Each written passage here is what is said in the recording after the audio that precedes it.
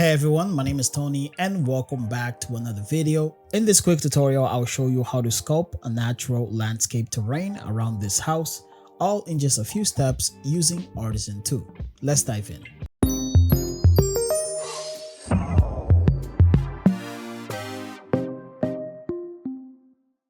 So in order to get to our final result, we're going to start with this base model. As you can see, very simple residence with steps. And this is the base landscape that we're going to use. Something you can do very quick with the SketchUp sandbox. Now the first step we'll have to follow is to lock the perimeters and any other key edges that will accommodate this design. So if I go into this group, you can see that I have two subgroups. So I'm going to lock the edges around the perimeter of the house, as well as the one on the outer perimeter. So let me show you how you can quickly do this. Select your entire mesh. We're going to use a Sketch Plus selection filter. And we'll go into edges and we'll filter this for edges with one face. Hit select only and this is what you'll get. Next, you want to activate Artisan selection tool. Right now we are in soft selection mode, so you want to hit the tab shortcut to shift between hard and soft selection mode. Next, we want to filter to just the vertices. So right click on any and select the vertices only. As you can see, all we're left with are vertices, something that is very difficult to do in SketchUp. And to make sure my selection stays in place, I'm going to activate the Artisan crease tool with a value of 1. Note that you can change this to any value, but one guarantees that 100% that they will stay in place. So next we're going to do some basic sculpting on our landscape so it looks and feels a little more natural. And first I'm going to use the smooth tool, which is going to smooth my surface without adding subdivision.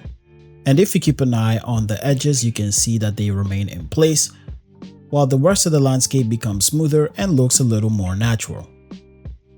So now that our landscape is a little more smooth, we can start to do some basic landscaping. For example, I'm going to flatten this portion of the landscape to this landing of the stairs.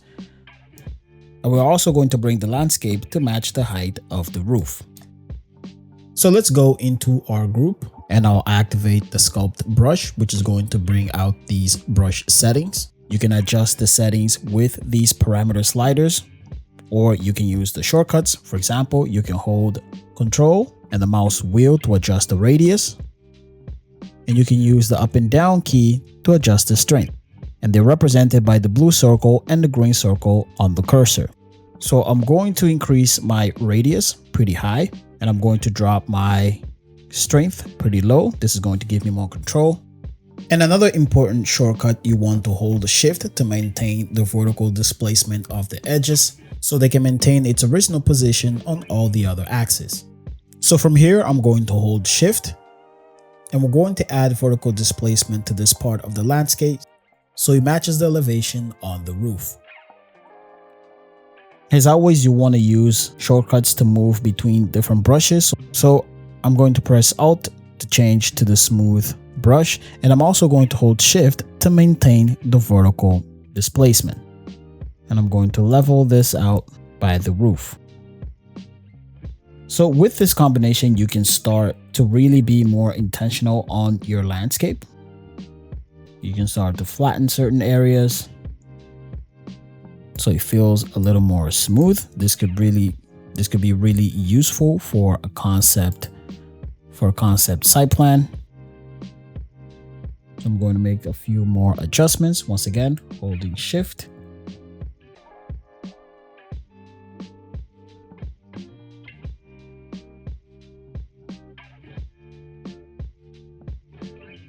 Next, I'm going to use the flat brush. You can select the icon here on the toolbar, or you can select from this drop-down menu.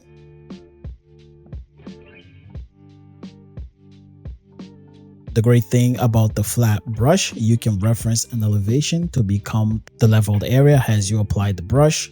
So I'm going to reference this area and I'm going to use this reference point to flatten the rest of the landscape.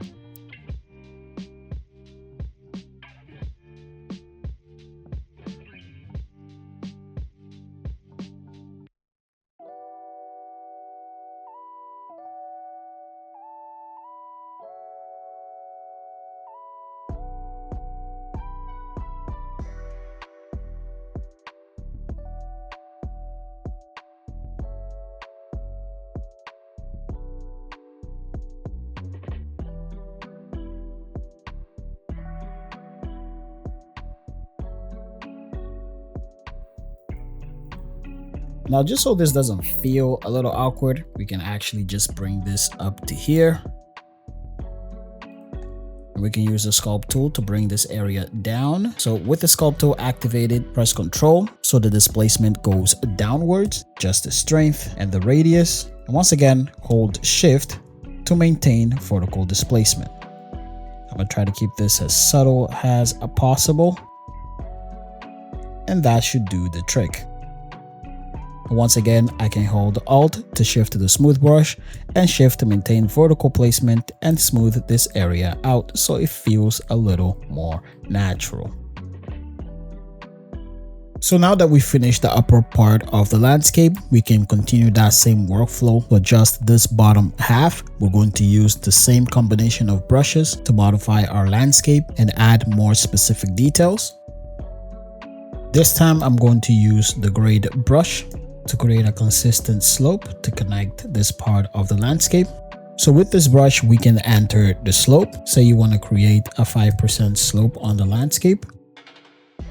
Similarly, you can adjust the radius using the same shortcuts as the other brushes.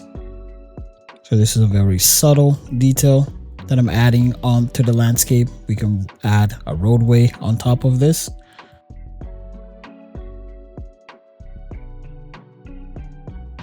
So that doesn't look too bad. And another thing you can do with the grade brush, you can set the direction. So by holding Control, you can select 2 points as a reference to set the direction of the slope. And that makes it easier to create a consistent declined slope on your landscape. For example, we can do the same down here. Hold Control, pick 1 point. While holding Control, pick the second point. You can start to adjust the grade for that direction. So to make things a little more intentional, I added a walkway. The stair walkway will connect to a driveway. So now we can curate our landscape around this path.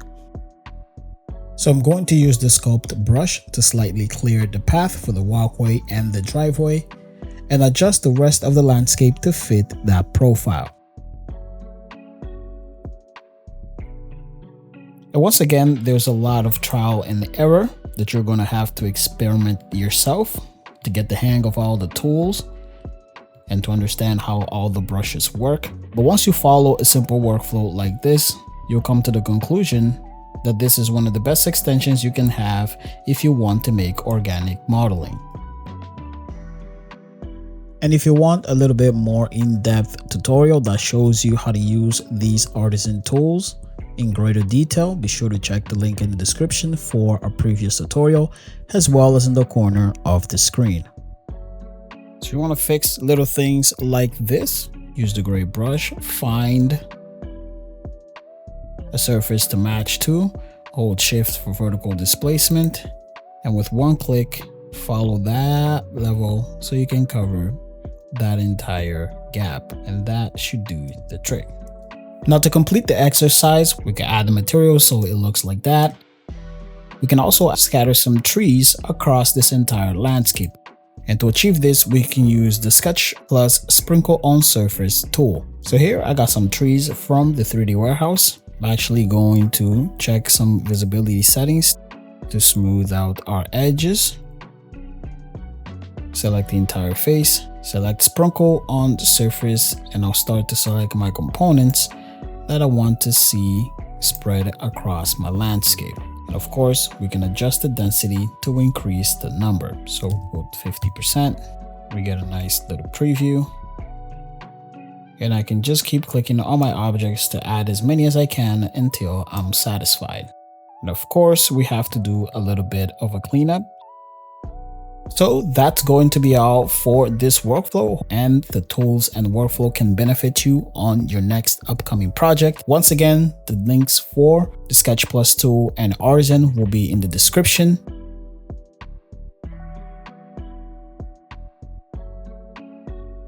And that's where we're going to end this video. Hopefully you've enjoyed those tips with Artisan 2. Don't forget to like, share, and subscribe, and leave a comment down below and let us know what you'd like to see next. As always, I'll catch you guys in the next video.